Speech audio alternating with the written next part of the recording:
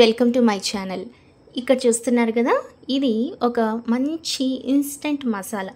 ఈ మసాలా ఒక్కటి తయారు చేసి పెట్టుకున్నారనుకోండి, ఇక్కడున్న ఇంగ్రీడియంట్స్తో తయారు చేసి పెట్టుకోవాలన్నమాట.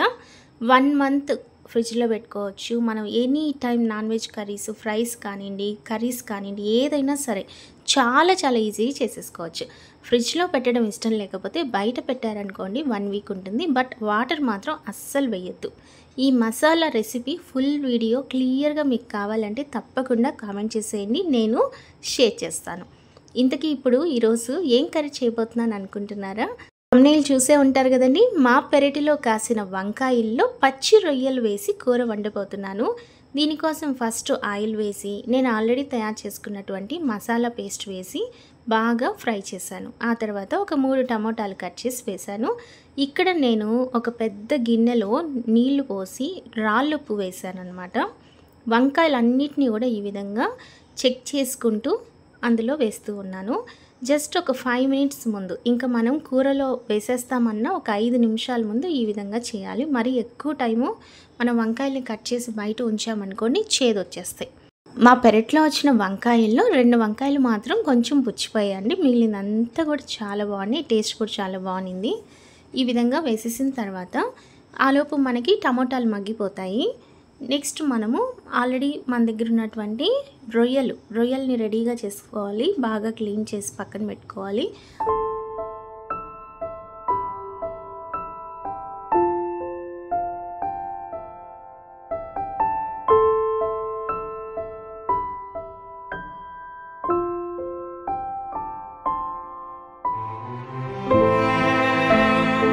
ఇప్పుడైతే రొయ్యలు వేసేస్తున్నాను.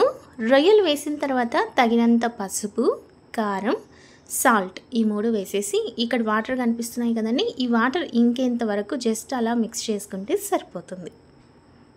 ఈలోపు వంకాయల్ని ఉప్పు నీటిలో నానబెట్టాం కదా, వాటిల్ని జస్ట్ 2-3 సార్లు నేను మళ్ళీ వాష్ చేశాను.